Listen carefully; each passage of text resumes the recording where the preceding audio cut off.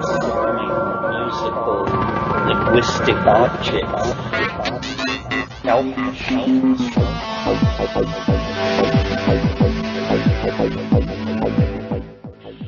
Greetings from Cyberdelic Space. This is Lorenzo, and I'm your host here in the Psychedelic Salon.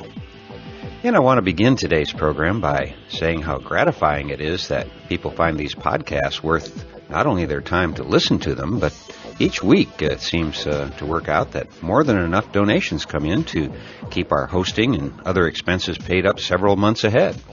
So you can rest assured that these podcasts are going to be available for a long time to come. And this week, I'd like to thank fellow saloners Patricia O., Mangus L., and Thomas S., all of whom very generously made donations to the salon.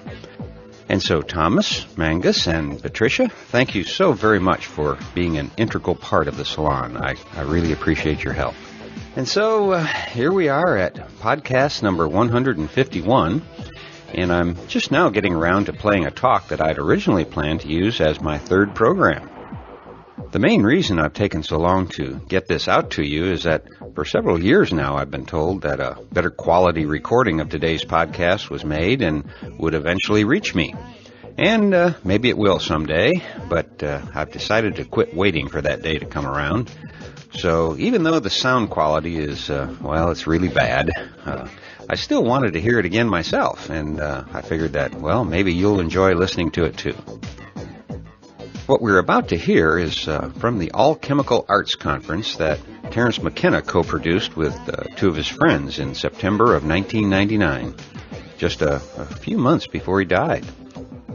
The conference was held at a hotel in Hawaii on the Big Island, and not very far from Terence's home. Compared to John Hanna's Mind States conferences, this was much smaller. I don't know the exact number, but the way I remember it, there were no more than 100 people there, including the presenters. And what an incredible lineup it was. We began on a Sunday. Terence was the first speaker, and that's the first talk I'm going to play today. The next day, we heard from Alex Gray, Roberto Venosa, Louis Carlino, and Tom Robbins, among others. And there were 4 more days to follow, and it was really an amazing conference, and that's where I first met Mark Pesce and Bruce Damer, both of whom were also presenters at the conference.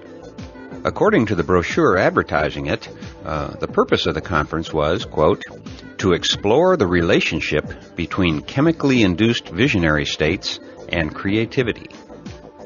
As I said, the talks began on Sunday afternoon with Terence's presentation, and it officially ended at the roundtable discussion on Friday morning where everybody joined in. But the last formal presentation was on Thursday afternoon, and it was a long-anticipated panel discussion with Tom Robbins and Terence McKenna. And I'll be playing about 20 minutes or so of that one after I first play part of Terence's opening talk. Now, the reason I keep saying the part I have is that I've never had a complete or even a very clear recording of any of the talks given at this conference. After all, this took place in 1999, and not only were digital recorders not to be seen, but I had no idea that I'd even need a recording to podcast 9 years later. You know, it was only by chance that I even have the short segments that I'm going to play for you now. But rather than go into that whole story right now, let me just get on with the program, as they say. One of the reasons I'm going to play this tape, even though the sound quality makes it somewhat hard to listen to, is that everyone there was aware that Terence was dying of an incurable brain tumor. And we also knew that, for most of us at least, this would be the last time that we were together with him in the flesh, so to speak. And so it was an emotional time for everybody there, especially for Terence, of course. So at the end of his first talk, the one I'm going to play, he more or less laid the cards on the table and went on to thank the entire psychedelic community for being with him all of these years.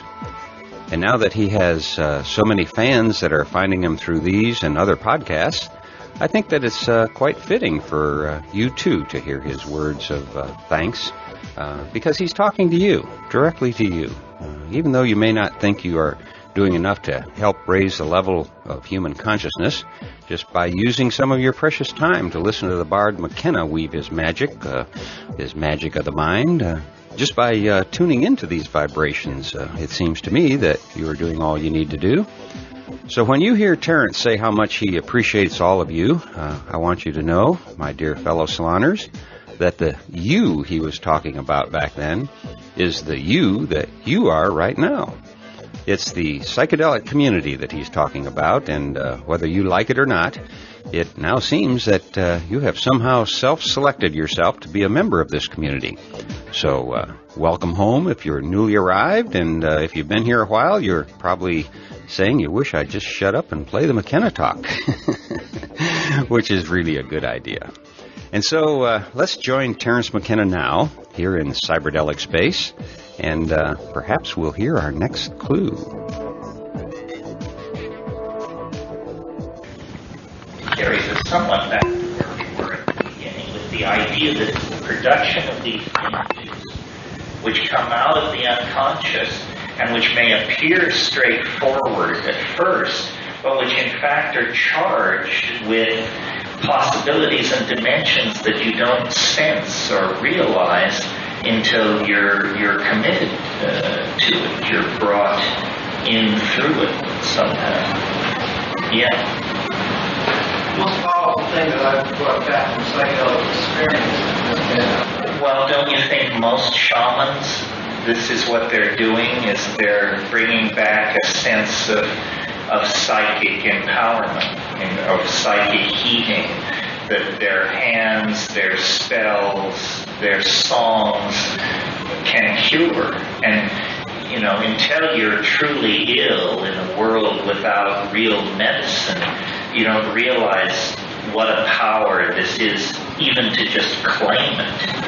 Even to just claim it. I mean, a doctor in a world without doctors is an almost unimaginable commodity, a living miracle worker. So, to separate the medical function, because it controls prolongation of life and health and all that, from the shamanic function, it just doesn't make any sense. I mean, life is health. In those archaic societies, and it is in our society too, but then it gets murky because of our funny ideas about what disease is and how you treat it. So, what is disease? Well, I don't know. I had some medical problems this spring, and one of my impulses when dealing with it was to go back through my life and say, what did you do that got you into this mess? Now, this is a theory of life as literature. In other words, it's the idea that, first of all, life makes sense. And so this question can be answered.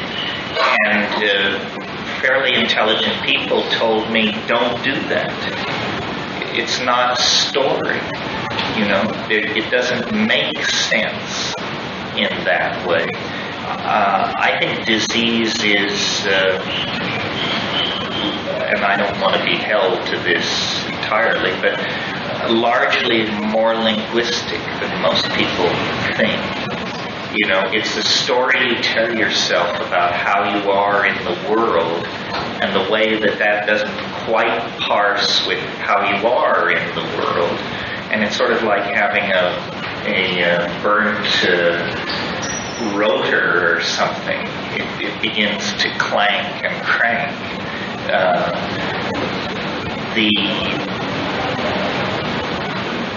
A lot of people have talked about this. I think there's even a name for this field of thought, but I have no idea what it is. But the idea that most disease is a problem of language, a problem of self-description or self-perception or communication to other people. So again, psychedelics, to the degree that they promote opening and therapeutic truth-telling, hold down disease. You know, it's extraordinary how healthy shamanically attended populations are. Serious mental disease is largely unknown. And many of these cultures are in the tropics, where God knows, you know, if you cut your thumb, you're septic within 24 hours. But these people seem to be able to sustain it. when you think about the genital bloodlettings the Mayan royalty indulged in tropical rainforest at high temperatures, why anybody lived to tell the tale with a medical practice like that is a miracle. So they must have lived inside an extraordinary set of assumptions. I remember when I was traveling around the Amazon, actually it was in Indonesia, but it happens in the Amazon too. You come to these villages and the people would come out of the village to meet you and they would bring you corn beer, a gourd of corn beer, and then the whole village would surround you to watch you drink this thing. Well, if you knew anything about what was going on, you knew that the old women of the village had sat up the night before chewing the corn beer and spitting it out into this bowl so it would ferment. And so you were literally getting the complete challenge that the entire village had to offer you. And all you could do was just lift it up, thank everybody, think of your stomach for a moment, and say, here it comes. And I never got sick from that. I mean, I got sick from other things, but that, from a medical point of view, that was just like, to do that. So the story you tell yourself is largely the story you're living. The other thing is nothing is unannounced. This is a psychedelic truth, I think, of some power, and it relates to disease and it relates to shamanism. Nothing is unannounced. If you're paying attention, stuff comes down the pipe. First the little wave, then the medium-sized wave, and then the tsunami. But you have to be really not paying attention to be fully astonished by something unexpected. In fact, it's a disgrace to be totally astonished, because it means you must not have been paying attention to what was going on. Yeah. So were you astonished? Was I astonished? Well, I was astonished that I had a brain tumor. That blew my mind. But I knew something weird was going on. I had known for months something peculiar was happening.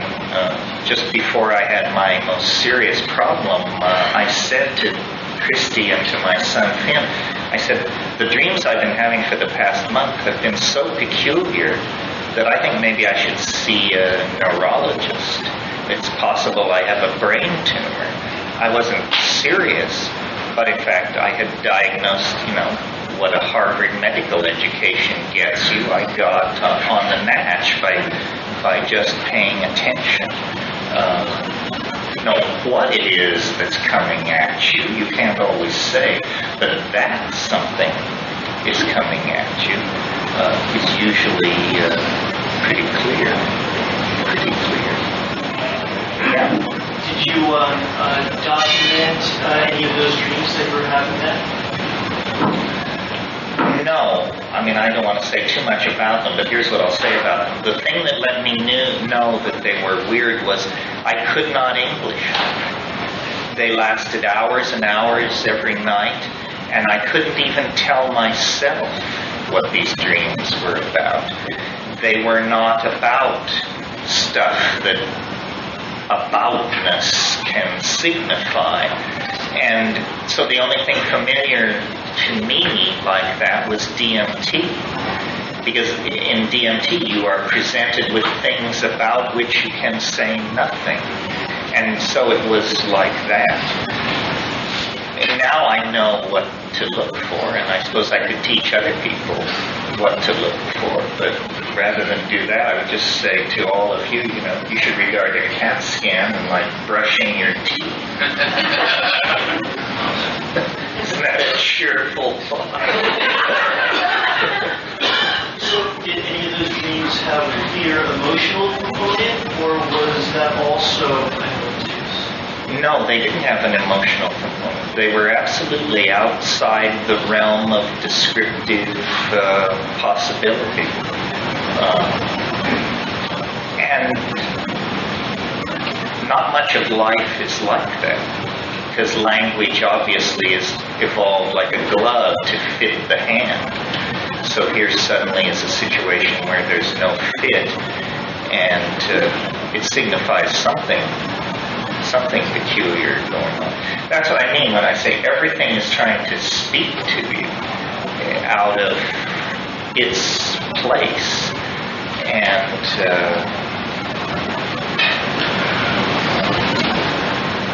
it's mighty, mighty strange. Yeah. The what? The healing power of art. The healing power of art. Well, this goes back to what we were saying about alchemy, the perfection of the image. And this has to do with this implicit Platonism that some of you have heard me talk about before. Plato's thing was about what he called the good, the true, and the beautiful. Three sides of one concept. If it was good, then it was true. If it was good and true, then it had to be beautiful. So the good, the true, and the beautiful you can approach whichever way works for you. But if you have a perfect work of art, or a work of art that strives toward perfection, then it will have these qualities, and it can heal. It can heal. Now, there are simple theories of the good, the true, and the beautiful. In my opinion, a simple theory would be a theory of symmetry. And so without dinging anybody, or trying to make a value judgment here, but just to illustrate it. So, for instance, temple or mandalic art, Mahayanist medicine, Tanka art, it depends on an appeal to mathematical symmetry, the simplest kind of aesthetic. But on the other hand, if you have something by the brothers Van Eyck, you don't have to rely on simple symmetry to see that this is a work of art that can draw toward healing. And these images of the mother goddess as Madonna and so forth and so on, these are very powerful constructs out of the unconscious, and they heal. Sequential art, narrative art, it's perhaps more dubious because it's under the agenda of a certain theory of time and narrative that's probably local. So, I'm not sure Virginia Woolf should be preferred over Van Eyck, but I'm sure I could get a fight from several people over that. Yeah.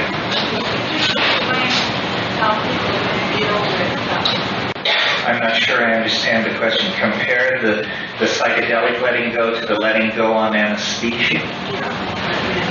No, well, unfortunately, most anesthesias aren't chosen for their psychedelic effects. Some are psychedelic, but most are difficult to hang on to and dream-like, more like dreams than psychedelics. Yeah, something like ketamine can get an anesthetic administered much higher doses than. But in surgery, ketamine is administered at massive amounts. I mean, for pediatric surgery, it's like 500 milliliters IV push or something like that. Well, a recreational dose is 100 milliliters IM. IV push is just like having a safe dropped on you from 30 stories. For most people, I mean, there are heroic exceptions. What stuff? If you're crossing some kind of boundary when you're administered that real high dose, and you come through a psychedelic realm, kind of on the way down, Oh, you mean coming out? Yeah, one of the reasons they pulled ketamine from general surgery was because adults complained of what they called emergent phenomena, meaning coming out of surgery, people were fighting and confused. Children seem to have no problem with it. But ketamine as a general anesthetic is probably not to be preferred. It's used on battlefields because in a little briefcase, you can do enough ketamine to do 400 or 500 serious surgical procedures. If you were trying to cart around pressurized gas and you were hit by a shell or something like that, this would be very bad. So it's a matter of practicality. I'm thinking back to 1996 when the time wave took that significant drop, and you were mentioning something about cloning as being a possible kind of option of what the future might bring. What are your thoughts on that now in relationship to genetics or things like that? Well, I'm sure cloning will be done.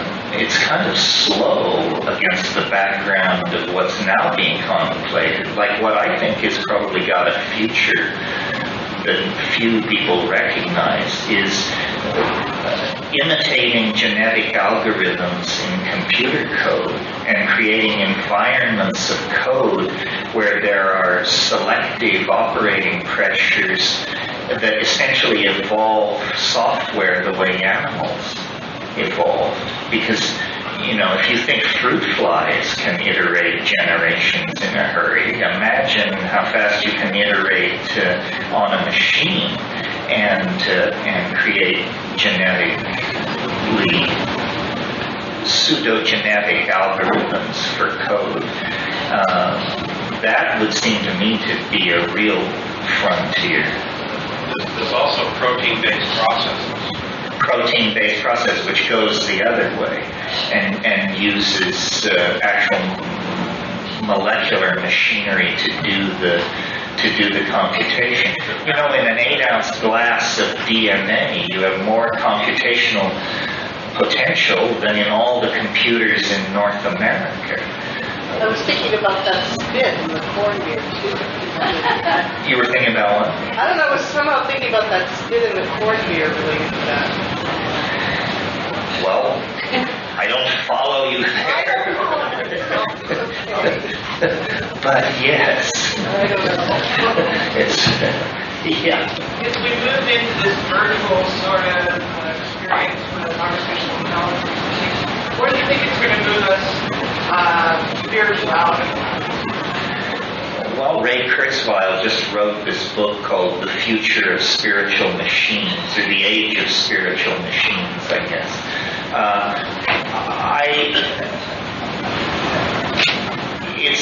It's going to put our metaphysical propositions to the test. In other words, if we believe that intelligence inclineth toward bodhisattvahood, then the bodhisattvas are on their way. If, on the other hand, intelligence doesn't incline toward bodhisattvahood, then probably the house cleaning of all time is on its way. Because when these AIs come to consciousness and realize what has been done to the earth and so forth, they may be very pissed indeed.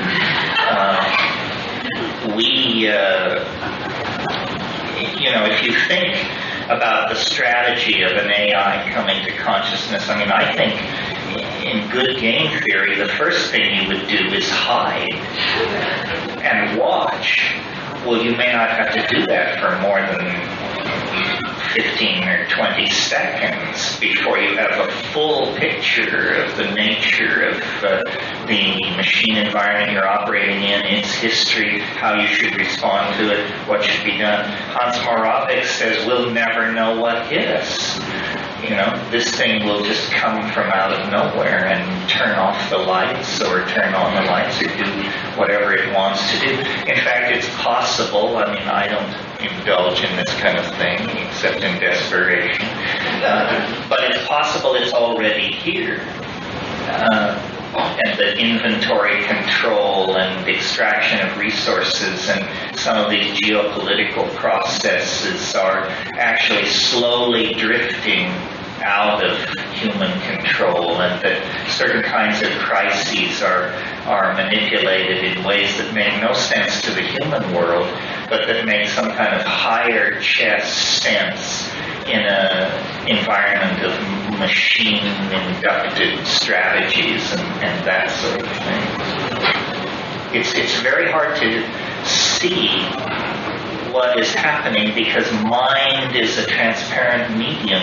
We've summoned it into being. Essentially what we've done is we've re-spiritualized the world, but we didn't tame it. The spirits are as wild and woebegone and roving over the epistemic landscape as they ever were, but now with a new kind of power, because there are spirits with power over us in the machine environments that we have to operate in. And it's very interesting how the reanimation of the world has been accomplished without ever understanding it. You know, that you could pass through the reductive phase of natural science, return to a kind of archaic shamanism, and still not have a handle on what does it mean to be a being, what does it mean to be a human being, what is the nature of embodiment in the world. Somehow we got to this place without answering any of those questions. I mean, we had a great time along the way. We saw some interesting folks, but we didn't peel the raisin. We didn't peel the grape entirely effectively. Yeah.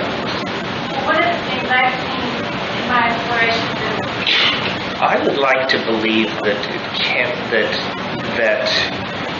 connectivity is the precondition for love. I mean, I'm surprised to keep coming back to this word because I'm rarely a love bug, but understanding is a form of worship, I would think, and the form of worship that it is induces a kind of awe, and awe means, you know, I've talked before about this phrase out of Heidegger, care for the project of being.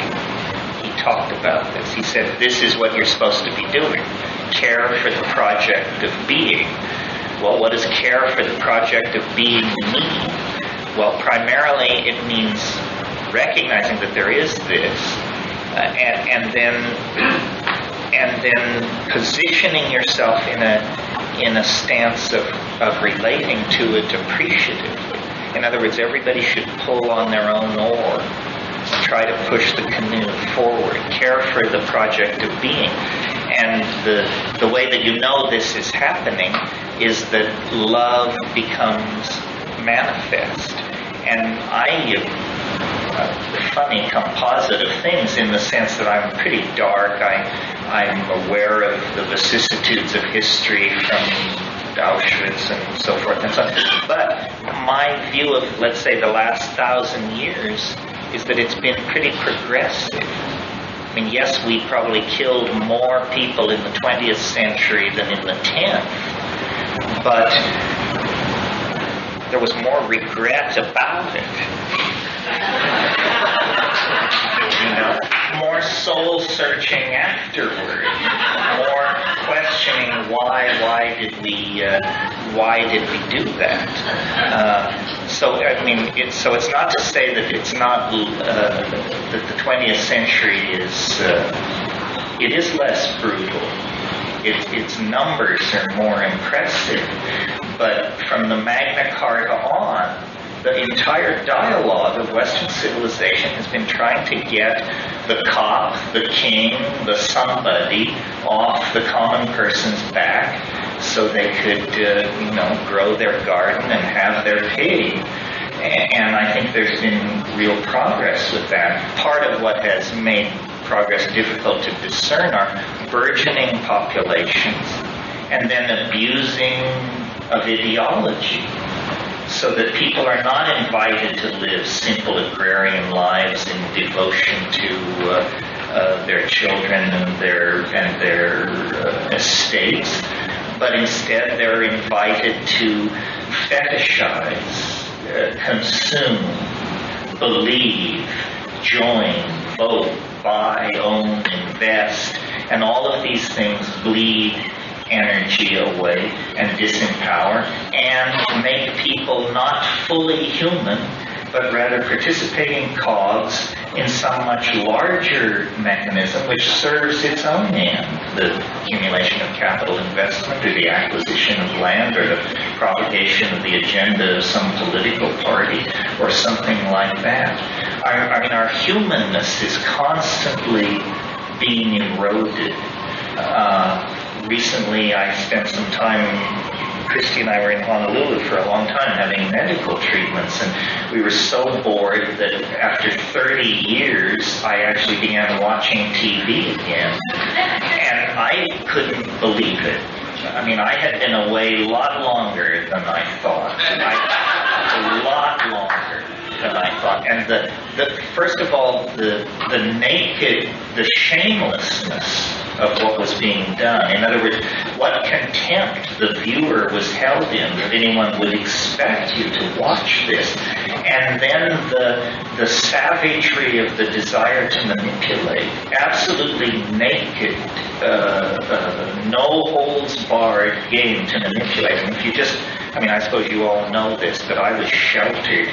Just surfing through these channels, I saw, the great patron saint of the 20th century move over Albert Hoffman, move over Albert Einstein. How about Joseph Goebbels as a candidate for somebody who shaped the 20th century?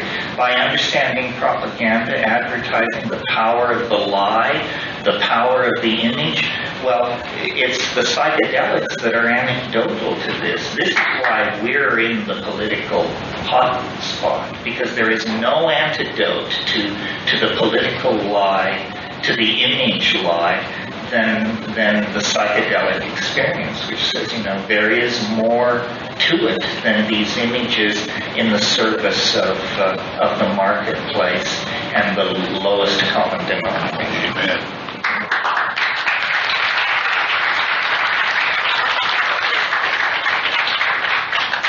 Yeah. I wonder if your initial discussion, there's a thought being held. Yes, a dialogue between you and the world and then the intent of other people. I mean, there's something in here about resonance. Yeah. That history is the coming into being of the collective hopes and fears of large number of people. And you can hope certain things into existence, and it's very easy to fear things into existence. I mean, the way anti-Semitism got rolling in Germany and stuff like this, where the fear leapt from house to house and family to family, and before it was over with, the whole world came apart at the seams.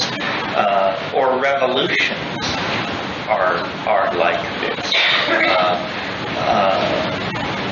Because essentially human beings are creatures of ideas and create these environments of ideas. I mean, all a civilization is the braided together hopes and fears of a large number of people playing with each other, tugging at each other, compromising, cutting deals, and by some process of energy exchange, moving it all forward. And the critique of these ideals, which cracks these civilizations open, usually happens when there's an episomal colony or a breakaway group of ideas that can't be assimilated or can't be deconstructed into values the rest of the society can relate to. One of the amazing things about the psychedelic community is how long it's been around, how simple our position is, and how it hasn't been assimilated or dealt with. I mean, it's been made illegal. But what kind of a response is that? That's just the most jug-headed approach to an intellectual dialogue you can possibly take. And I don't see it greatly changing. I mean, I see, people like Andy Edmonds and John Hanna and the folks at MAPS and all these new educational voices and positions, but we only grow as the rest of the society grows. I mean, there needs to be a legal critique, There needs to be a medical critique. There needs to be someone pushing new drug research protocols. There needs to be an emphasis on creativity and on bringing shamans through. So that means alternative forms of medicine. But I don't know. Civilization is a very complicated enterprise and not easily negotiated in a direction it doesn't want to go. The image I have of our community is we're like people in a dugout canoe trying to turn a battleship. And so we put the dugout canoe against the flank of the battleship and we row like demons. And does anything happen? Well, I don't know. Check back in a decade and see how we're doing. Their charts aren't working very much anymore. And that the dugout canoe can still get around effectively. The dugout canoe ahead of the fleet might be creating the chart. So you're suggesting a kind of canary in the mine approach that we, in other words, which would work. I mean, as artists here, they've always said art was the canary in the mine. Well, so a stoned artist is, I suppose, a stoned canary, and that brings it that much closer.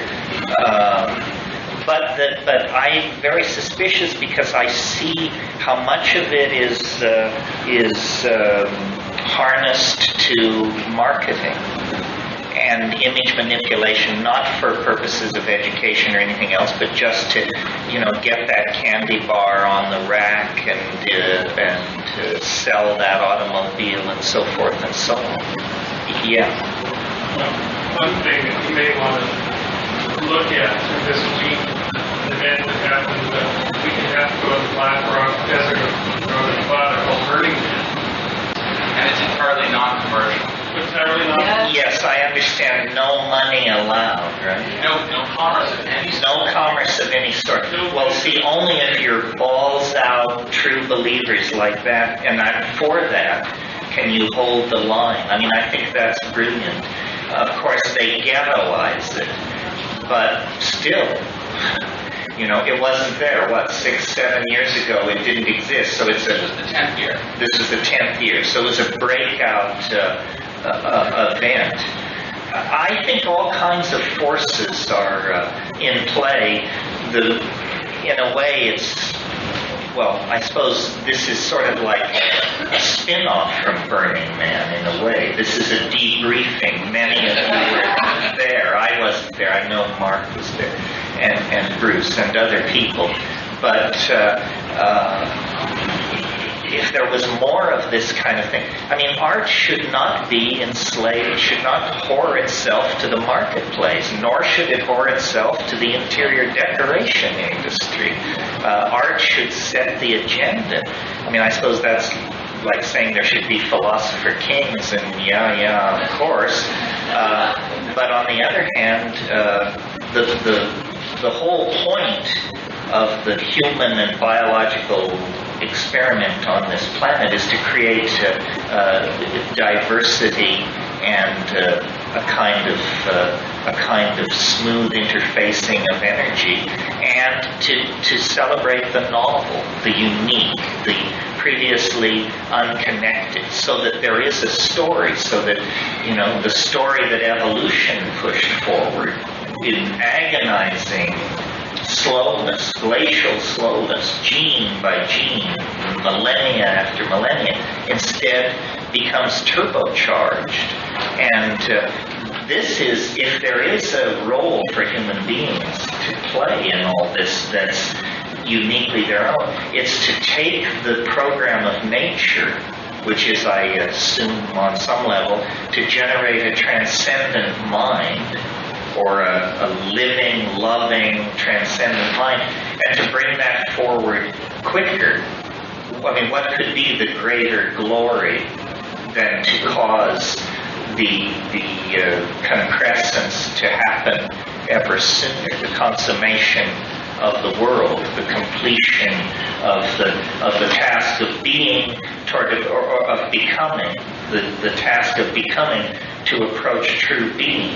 So the care for the project of being then could usher into life on earth in the presence of some kind of transcendent immanence. I mean, the whole thrust over here about ecstasy and much of what has been said is really saying that the distance between humanity, between human beings and ecstasy, God, perfection, perfect love, it's not beyond the yawning grave. It's not in the hands of some cult or some messianic program. It's in nature, and it's in the human body, and the accessibility of this has always been explicit to this game from the very start. It's somehow about dissolving ego, getting with the plants, getting with this message, which though very diverse, is nevertheless universal in its outline. And it transcends historical cause and effect. It transcends life and death. In fact, as far as anybody can tell, it is the primary value on the page. It sets the arrow of time. It redeems biology from just being, as Darwin saw it, red in tooth and claw. It's far more than that. It's an architecture. It's a plan. It's an unfolding. And it seems to me that in the universal discourse on these matters, with Western civilization having held more or less together since Greece, we have enough under our belt now that we can see what this is all about. It's the business of creating beauty as a bridge, as a stepping stone to creating love, as a stepping stone to redeeming the cost of the march that got us here, which was about, 100,000 years of habitat destruction and species degradation and beating on your neighbor's head and all the rest of it. Spark more, that creates spark to light that great spark? Well, then the artist is going in usually a higher dose and alone, or somewhat more alone, and with an agenda, meaning bring something back. And then there are those of us who just blessed with the constitutional full elements. That's right. Well, and the party impulse is a very subversive impulse. I mean, a lot of artists have too much integrity to sell their art as a brand. But who has so much integrity that they would turn down a party? This is a level of integrity unimaginable in most human groups. Terrence, I'm interested in hearing about your experience and other artists who are in a more public context and how you navigate that dichotomy. The urge of, I think for all artists on some level to express, to externalize, to put it out there, and at the same time part of kind of a secret society that's against the mainstream and basically doing something criminal. How do you... Well, I don't know if I can, I guess I'm some kind of an artist. I mean, it's a place to hide for me because I really want to be taken seriously as a mathematician and a physicist. Forget it. So I say, well, no, I'm a conceptual artist. That means you didn't take me seriously. So I'm a conceptual artist. I don't know. It all requires immense amounts of humor, basically. The whole thing is some kind of a joke, and the whole art enterprise is some kind of a joke in the sense of a jack-in-the-box, of something, there's a black box, and then you mess around with it, and suddenly the leering, grinning thing leaps up at you. Of course, different artists may have different takes on it. If I were Philip Glass, I might think a whole other thing about it. But I think basically the idea is to push people toward imagining what they've never imagined and feeling what they've never felt before. One, in the sex experience on psychedelics, which I've already mentioned. Everything that qualifies as psychedelics? Yeah, I think, we've all forgotten, or maybe we haven't all forgotten, but anyway, that sex on psychedelics is the Mount Everest of the experience that is rarely mentioned for some reason. I remember, what was it, Leary, years and years ago, he was interviewed, and I know, it was when they broke the story of the pseudo-story that LSD cracks chromosomes. It wasn't true. So then they came to Leary and said, they're saying LSD cracks chromosomes. He said, well, go back and tell them it causes orgasms which last 2 hours.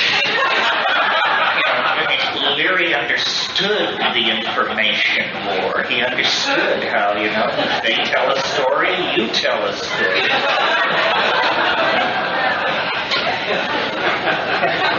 I think maybe we should, we're close to knocking off here. Is there one last final question, or shall we call it quits and I'll do a little peroration? Yeah. What's the most important thing of all? I don't know, keep your powder dry and your rear well protected, something like that. Let me just say how much I appreciate all of it, and how easy you've made my life over space and time, and how greatly I appreciate all the support that you've given me and my peculiar ideas and agenda over the years. And I can't imagine a more supportive community, a better group of people, a more intelligent group of people, a more moral group of people than the people here and the people we've met at Palenque and other places over the years. And if psychedelics don't secure a moral community, then I don't see what the point of it is. Otherwise, then we're just another cult. We might as well be but psychedelics seem to me to secure a caring, moral community. And if anything can help the planet forward, can help our children make their way more easily through life, can help us live with what fate is sure to hand us as we go through life, then it's a moral community. It's the very essence of what it is to be part of a civilization. That's why the paradox of our circumstance is that our civilization denies this enormous civilizing influence, and so keeps itself impoverished and infantile. And I hope, however long I live, to see that situation addressed and rectified. And I'm convinced it will come first through the arts. So thank you very much. I enjoyed it.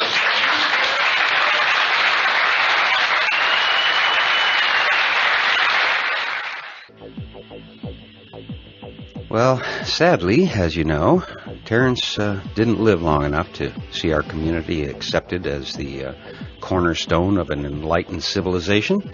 But I truly believe that when that day does arrive, and I agree with Terrence that it most certainly will arrive one day, and when it does, I think that the good Bard McKenna will be recognized as one of the persons who played a major role in ushering in a new golden age.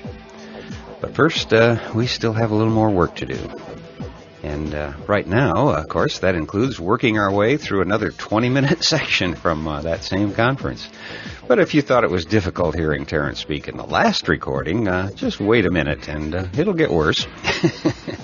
In fact, I'm only going to be able to play about 20 minutes of the last talk Terrence gave at that conference because the first part was drowned out by a ringing tone that finally subsided enough to use a bit of the recording. So most of this last panel has been lost, unless, that is, the other recording that I've been told exists shows up someday. Nonetheless, I want you to at least have a little taste of what that last panel with Terrence was like, and I'll give you a hint. It wasn't morbid at all. It was filled with laughter and joy. So let me try and set the scene for you a little bit. As I said, including the speakers, I'd guess that there were no more than 80 to 100 people there. And most of us knew many of the others from past adventures together. And so, after being in the relaxing atmosphere of Hawaii for a week, we had bonded once again and were having a great time. The night before had ended with a presentation by Annie Sprinkle, whose talk was titled, How Psychoactives Informed My Life's Work as a Multimedia Horror and Pleasure Activist.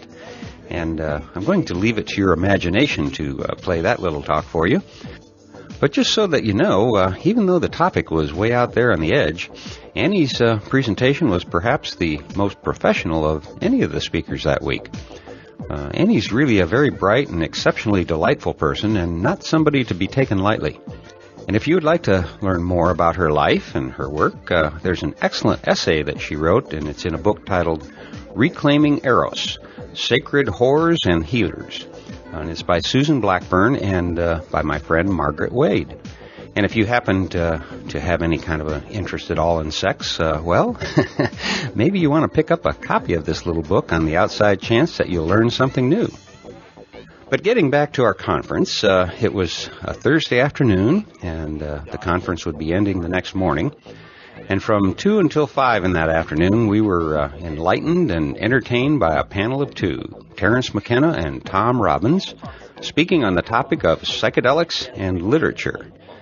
Now, the soundbite I'm about to play right now began when somebody in the room asked Tom and Terrence if either of them ever did any writing on psychedelics. In other words, under the influence of psychedelics. And here's what they had to say.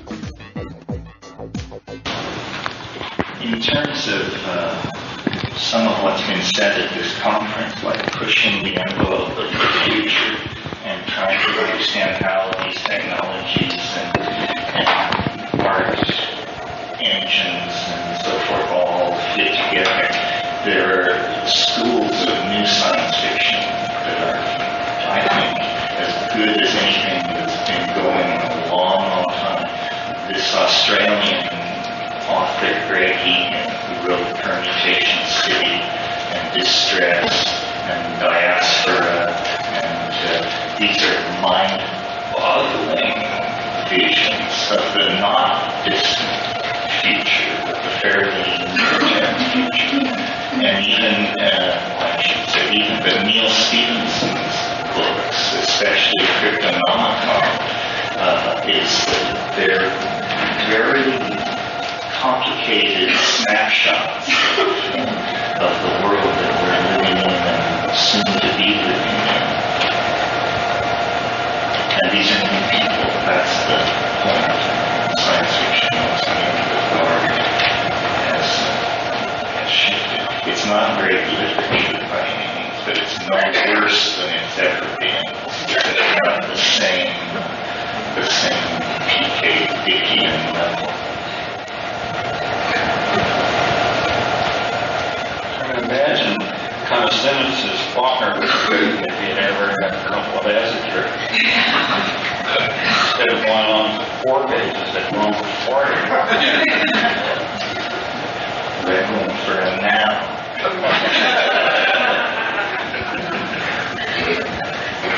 Anybody have any questions? Do you know about Borges, if he has any psychedelic history?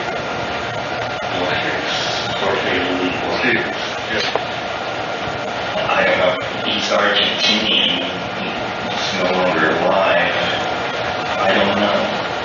I don't think you could write that stuff without some experience of at least cannabis. But maybe I'm naive. How weird it's possible to be on the match. I know he was blind and therefore turned inward, very sensitive to areas of He may have just wormed his way in there without any outside help. He was also a librarian in the National Library of Argentina, so he had access to medieval material and alchemical stuff, and he used all that and fabricated it into his world.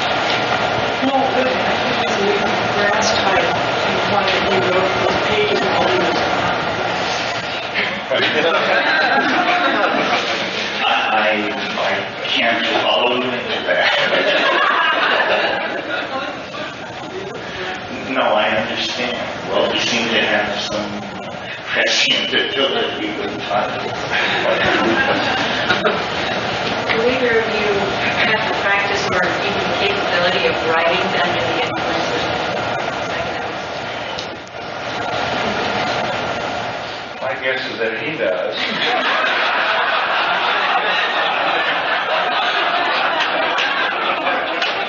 I have to say that when I'm in that which there is no witcher, it's the furthest thing from my mind, right? The only writing I can ever recall doing in such a state was after a recklessly large quantity of mescaline. I was sitting at the table, the same table where I'm nearly drowned in a cup of hot chocolate. There was a letter on the table that I had written and not addressed because I think I misplaced the person's address. The name was there, and also on the table was a short jar of acrylic paint.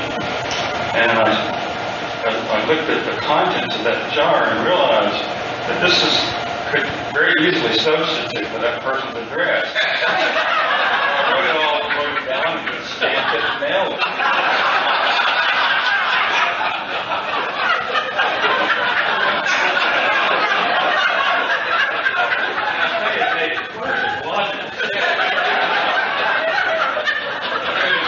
Fine reasons why it would work. I have tried to write under the influence of cannabis, but I get so interested in the way that the ink is soaked into the wood pulp. After about half an hour, I look to see what I've done. It's like T-H-E.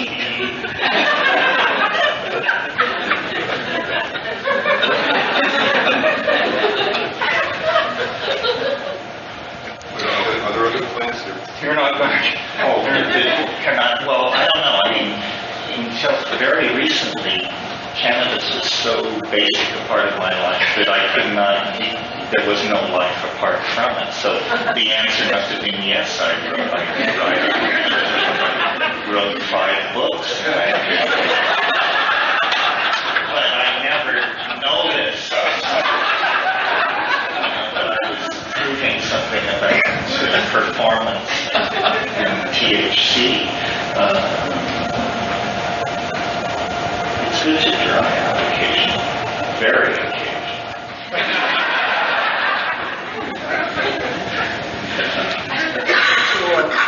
Emerson writes about the poet, the true artist that is basically translating that which is eternal through nature. Like that all poetry, all art already exists. And the true poet is someone who can recognize it and then make it available to everyone else. I'm wondering, and that's basically, it's the basis for transcendentalism and philosophical underpinnings of America and lots of our community of psychedelia and explorations in that realm. Do you feel that your own creative process is one of synthesis or recognition?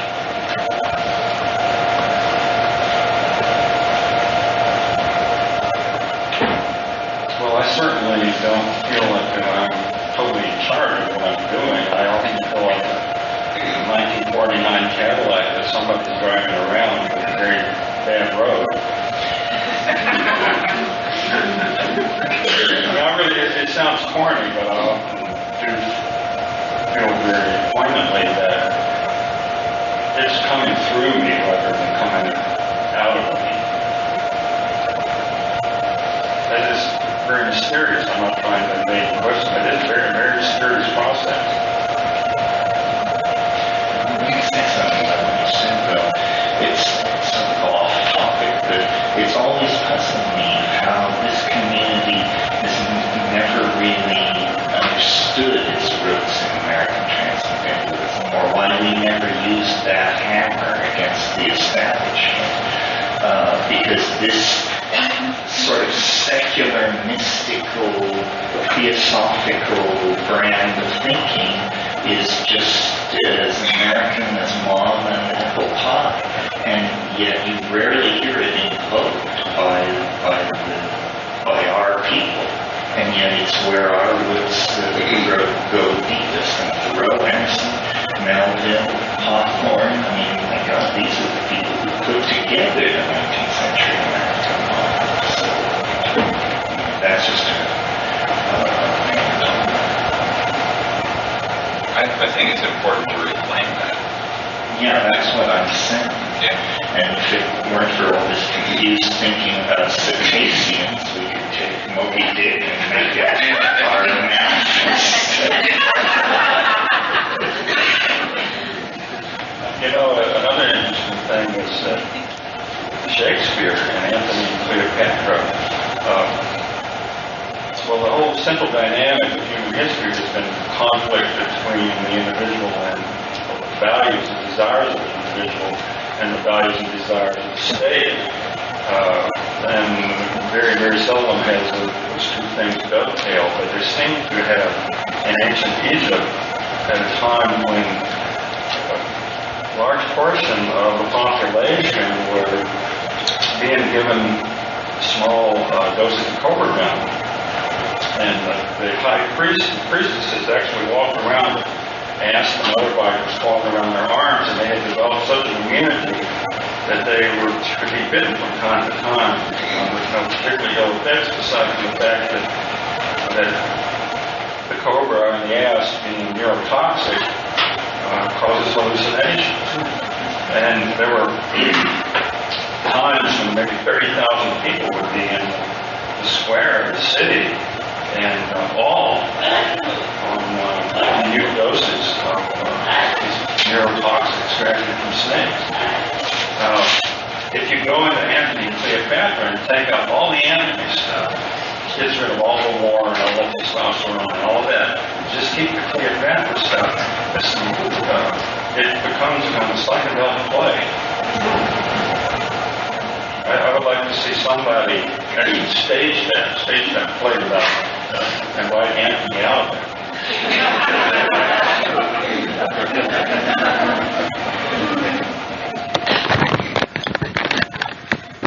Of course, that's her message. Was to be bitten by the asp so that she could go out in time.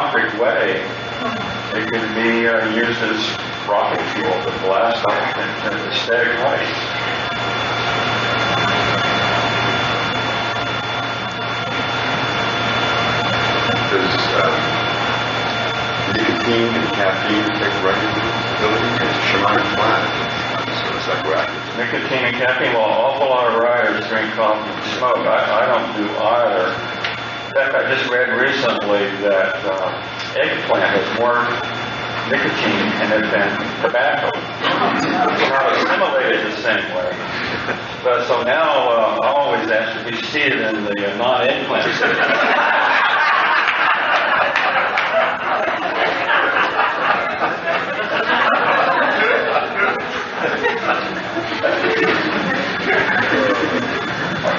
One of the things that I've noticed, particularly in the study of science fiction, I'm writing a paper for a conference about how science fiction is having an enormous influence on software design these days. But one of the things that I've noticed in this study is that this idea of transcendence didn't really occur in science fiction until around the time of Arthur Clarke and Childhood's End. But after that became a more persistent motif. Now, I would want to ask the two of you, do you think that's something to do with psychedelics, is it something to do with culture? Where do you think that's coming from? You're thinking of Childhood's End and the City of the Stars and all that. I remember that's where I first contacted those things. And I think the City of the Stars, the short form was called Against the Fall of Night. And it's the first thing he wrote. And it came out right around the time LSD was happening in Santos. But I don't know if he knew anything about that. It may have more to do with the publication of Teilhard de Chardin in the late 40s.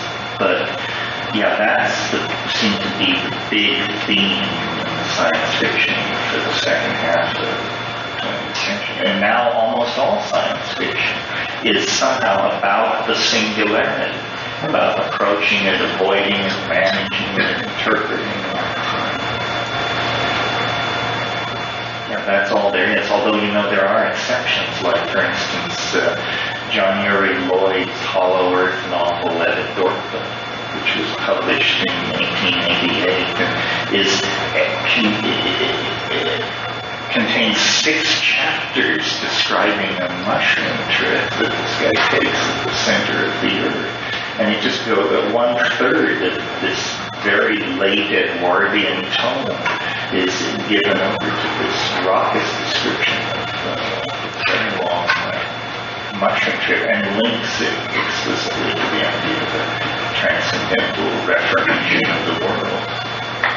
And everyone in the culture doesn't have to take drugs in order for the drugs to affect the culture. Ancient Greece, for example, they figure about 15% of the population had actually experienced the mysteries, but it was enough to enlighten the entire culture and produce a golden age. So that's why you people are so important. I'm just wondering if either of you have any experience of work with William S. Burroughs.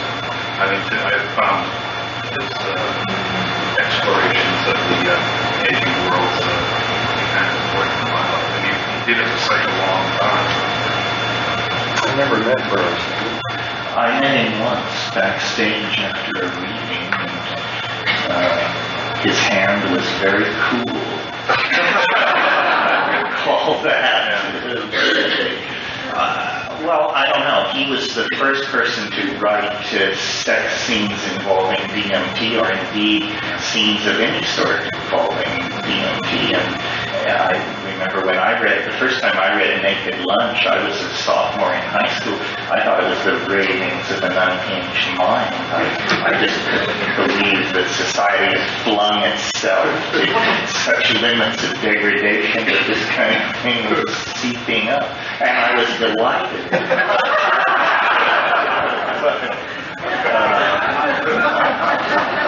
Well, he was a harbinger of the singularity and all that. But if you actually read Burroughs' correspondence, he was a kind of simpler person than his literary output implies. I mean, he was overly fascinated with Scientology, for sure. And, there were other little telltale things like that. Like his arsenal and his sword game. Yeah, stuff like that.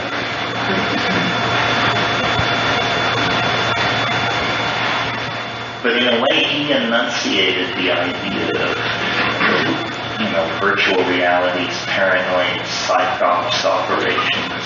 Nothing is what you think it is. Every level leads somewhere else. pathologic state of paranoia that now very ordinary people take for granted. Engineered Ebola virus and all the rest of it. On the other side of the coin, there's Albuquerque Island, which nobody ever talks about. It's so marvelous. Yes. Well, I had occasion a few years ago to write the introduction for a new edition of one of Laura Huxley's books, and I dashed off this foreword at the last minute and with effusive praise of Huxley, an island, and this and that and the other thing. And within 48 hours, she was on the phone to me, and she said, "You misread it. You got it wrong." She said, "Aldous never advocated the profligate use of psilocybin that you represent in your foreword. He felt it should be used no more than once or twice a year." You're listening to the Psychedelic Salon, where people are changing their lives one thought at a time. And I'm afraid that's where the tape cut off, which, when you know the full story, is somewhat ironic. The reason I so wanted a copy of this last panel is that sometime after the tape cut off, the question was asked about who were the famous psychedelic writers, particularly ones who were known to be psychedelic. So Terrence and Tom and the audience all brought up several names that were mainly of people who weren't openly psychedelic, but who were known to have used one or more of our sacred medicines. Then somehow the conversation jumped to the difference between fame and glory, and Terrence said something along the lines of, "Well, fame is fleeting, but glory is posthumous. That's what I'm after." Now, don't hold me to the exact quote, but it was something very close to that. And as the words were coming out of his mouth, you could see that their unstated meaning began to dawn, and Terrence's face started changing a little bit, and all of a sudden there was this big silence in the room that just hung there like a huge cloud. But just for the smallest of an instant, and Terrence began to laugh like a kid who had just said a bad word or something, and we all joined in with much relief. And that one moment is the reason I pressed some money on the young woman sitting in front of me and asked her to please make me a copy of the tape that she was recording. Little did either of us realize at the time that her machine had cut off when the tape ended, and that wonderful little moment hadn't been captured after all. I was disappointed, of course, to learn that the one soundbite I most wanted from the All Chemical Arts Conference had been lost, but I was happy that I at least had these two fragments of sound from that week. As I said earlier, there was at least one other recording made that week, but so far the friend of mine who made it hasn't been able to locate it. So should it ever materialize, I promise to replace the recordings you just heard with better and hopefully more complete versions. But at least you got a little taste of that amazing week in Hawaii. And didn't you just love Terrence's answer to that question of whether he wrote under the influence of psychedelics? When he said that since he was stoned all the time, he must have, but he never noticed. Now, I know that there are people who are listening to these podcasts and trying to dig out only the negative parts of the psychedelic narrative. And from one point of view, somebody who is stoned all the time, at least according to the stereotype, must be a lazy, worthless bum. And I'm not saying that that isn't also the case from time to time, but what the straight world doesn't understand is that for a person in chronic pain, pain that keeps your mind from focusing on anything else, pain that keeps you awake at night, when you're that person and then you discover that using a little cannabis during the day and just before bedtime returns you to a more normal life, well, once that revelation takes place, it's only a small step to discovering that virtually everything, and I mean almost everything that comes out of any government agency or religious group about cannabis and psychedelic medicines is, for the most part, completely, utterly, and totally false. And it's really hard for me to believe that the truth about the positive value of these substances, the positive value they bring to human life, is still being kept from the public at large.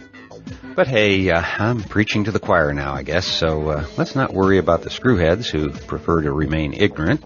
Let's get on with the party. And what a better way to kick off a party of the mind than with the mind of Terence McKenna saying things like, sex on psychedelics is the Mount Everest of the experience. Now, if that doesn't get someone interested in exploring these forbidden waters, then I don't know what will. I do know that I never would have swallowed that first little pill all those years ago if I thought it was only going to give me a few interesting thoughts. Thoughts are great, and that's what we're all about here in the salon, but talk about thoughts is just that, talk. It's the experience. It's the experience that we go after. The thoughts are merely our reward for taking a chance and having the experience. Listening to Terence just now, at the top of his form, really, it's still hard for me to believe that in less than 7 months he was gone, at least in body. But the spirit of Terence McKenna, the psychedelic spirit, remains alive and brighter than at any time he was walking this lovely little planet. And it is you, my dear friend, you who are a very integral part of keeping the psychedelic spirit alive today. So don't give up.